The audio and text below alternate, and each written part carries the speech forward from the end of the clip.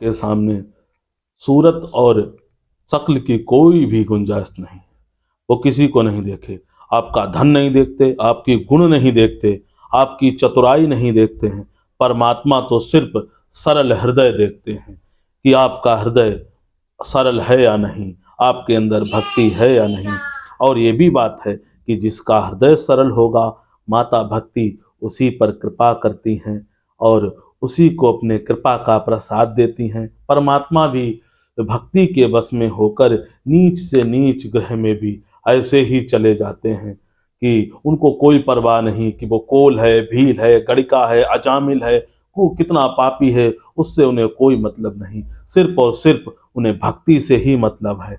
भक्ति के बस होकर परमात्मा अपने ध्येय को ना याद रखते हुए, जो जमीन पर कभी आना नहीं, उनको देखना नहीं, जिसने कभी उनको सुना नहीं, उसके लिए भी रूप धारण कर लेते हैं। परमात्मा ऐसे भक्तों के बस में रहते हैं। परमात्मा सदैव ऐसे भक्तों के लिए तत्पर रहते हैं। ऐसे भगवान को छोड़कर अन्य किसी को भजने का तो कोई मतलब ही नहीं है। ये जीवन रहे ना रहे, परमात्मा सदैव रहता है। हम लोग 1000 बार आएंगे, 1000 बार फिर जाएंगे, लेकिन भगवान की सत्ता हर समय व्याप्त है। वही सूर्य निकलेगा, वही चांद निकलेगा, वही नदियां बहेंगी, वही वायु चलेगी। हम रहें ना रहें, आदमी कहता नहीं मैं नहीं होऊंगा तो क्या होगा, अरे कुछ नहीं होगा, ये धरा तो ऐसे ही चलती रहेगी। परंतु भक्ति के बस में होकर आपका नाम जो है वो अमर रहेगा। यदि आपके कर्म अच्छे हैं, आपका तृण जो है भक्तिमय है, आपका जो है हृदय कोमल है, लोगों के लिए द्रवित होता है, परमात्मा के लिए द्रवित होता है, तो फिर समझिए कि आपका तो बेड़ा पार ही है। परमात्मा ने वो पतवार अपने हाथ में ले रखी है, जिससे आपको उन्हें पार करना है। देखिए, सूरत की हम आपको बात बताते हैं, परमात्मा ने क्या नहीं किया।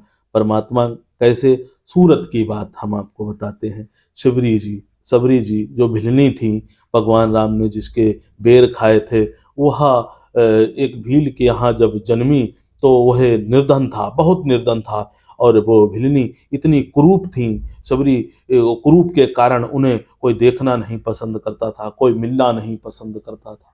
ऐसी कुरूपता के कारण उनको ऐसा दुर्व्यवहार लोग करते थे कि वो बहुत परेशान रहती थीं। एक दिन रात्रि में ही उनके लिए एक पति का वर्णन किया गया और उनको रख दिया। उन्होंने कहा ठीक है, उसकी भी शादी नहीं होती थी जिससे उसकी शादी तय की गई थी, और उनको शादी करा दी गई उनकी। और वो शादी करके जब चला तो जंगल में जब पहुंचा तो उसने सोचा कि हम जो है अपनी पत्नी को देखा नहीं है, तो देख तो लें। जैसे ही उसने पीछे करके मुंह देखा तो विकराल मुख था, तो इस कारण वह भाग गया डर की वजह से। बिलनी माता चुपचाप बैठी रोने लगी, रोती हुई चिल्लाती हुई।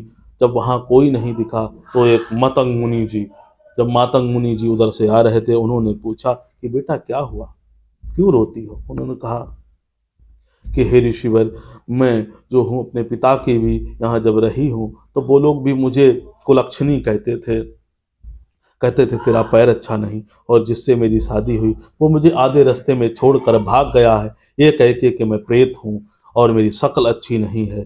तो बताइए मैं क्या करूँ। मातंग मुनि जी बहुत सरल हृदय के थे। उन्होंने कहा कि भाई यदि आप अपने घर जाना चाहो तो हम आपको घर छुड़वा दें। तो उन्होंने कहा नहीं नहीं, वो लोग तो मुझे कुलक्षणी ही कहती, मैं अपने प्राण त्याग दूंगी। तो मतंग मुनि मुझे बोले कि आप मेरे आश्रम में चलिए, वहाँ रहिए, भगवान का भजन कीजिए। परमात्मा ने ये शरीर दिया है, परमात्मा ने ही इसमें आत्मा प्रवृत्त की है, और हम लोग इसे भजन के द्वारा से इसको उतार सकते हैं। तो ऐसा कोई कार्य नहीं करना चाहिए, केवल भगवान ही अपने हैं। तो वो बोली भगवान नाम की भी कोई चीज़ है। तो उन्होंने कहा हाँ। तो भिलनी को भी उन्होंने मंत्र दिया, क्या कहा कि तुम राम नाम जपो, एक दिन तुम्हें राम यहीं आकर मिलेंगे, यहीं आएंगे तुम्हारे पास, तुम्हें कहीं ढूंढने की जरूरत नहीं पड़ेगी।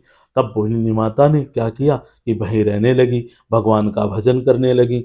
और अन्य ऋषि लोग जो थे मातंग जी से कहते थे इतनी कुरूपता, भिलनी को आपने अपने आश्रम में जगह दी है, पनाह दी है, हम लोग तुमसे वास्ता नहीं। उन्होंने कहा किसी से वास्ता मत रखिए, हमसे भी ना रखिए कि मैं एक ऐसे बेचारे को नहीं छोड़ सकता, एक परेशान रोगी धनहीन जड़हीन ऐसे किसी व्यक्ति को हम नहीं त्याग सकते जो सब परमात्मा के बनाए अपने अपने कर्मों का फल भोग रहे हैं। हम इनसे निंदा क्यों करें, हम इनके लिए तिरस्कृत क्यों बने। हम तो ऋषि हैं, हम ऐसे ऋषि हैं जो परमात्मा को ही भजते हैं, परमात्मा की ही सत्ता मानते हैं, तो ये भी परमात्मा की ही बना, इसको भी हमें स्वीकार करना ही है। और ये अगर इधर उधर रहेगी तो पता नहीं कोई कोई साजिश, लेकिन मेरे पास रहेगी। मैं भगवान के भक्त का आदर करता हूँ, इसके अंदर लाख गुण अवगुण सही, परंतु ये भगवान की भजन करती है, भगवान का नाम लेती है।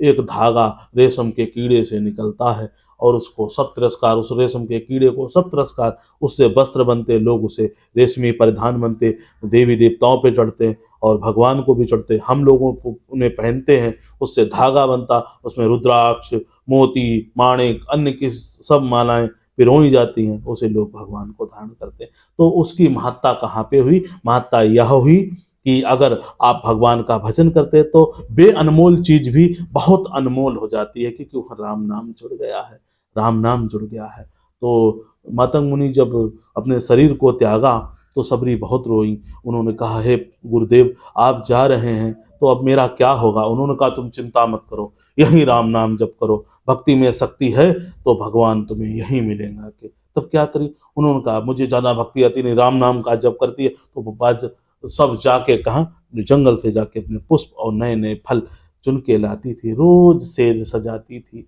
रोज भगवान के लिए राहें साफ करती थी। सब ऋषि उसे सताते थे, परेशान करते थे, वो किसी की नहीं सुनती थी और वो अपने प्रभु के लिए रोज रोज सेज सजाती रहती थी। एक दिन क्या हुआ, उसकी जब बुजुर्ग की हालत आई, मरणाप्रांत होने को थी, तब शिवरी ने क्या किया, भगवान के दर्शन प्राप्त कर लिए। राम उसके द्वार पर स्वयं चलकर आए, उसे माता कहकर संबोधित किया और संबोधन ही उसके जूठे बेर भी खाए, उसका सत्कार ग्रहण किया, उसे 9 प्रकार की भक्ति दी और 9 प्रकार की भक्ति देके अपने सामने ही शिवजी का शस्त्र किया और उनसे मंत्रणा भी की। तो ऐसे भगवान हैं और ऐसे भक्त होते हैं, तहाँ परमात्मा अपने आप चल चल के आते हैं। इसीलिए हर व्यक्ति के लिए आप अपने हृदय में प्रेम रखिए, पता नहीं किस रूप में परमात्मा आए और कैसी तुम्हारे भाव से परमात्मा तुमसे प्रसन्न चित्त हो जाए। किसी से बैर मत कीजिए, बस सबसे सीताराम अवश्य कहिए। आप नमस्ते और ये सब अन्य वर्णों का कोई तात्पर्य नहीं, सिर्फ राम राम कहिए, सिर्फ राम राम कहिए, सिर्फ राम राम समझाइए, अपने बच्चों को सिखाइए, सबको राममय कर दिए। जय श्री सीताराम।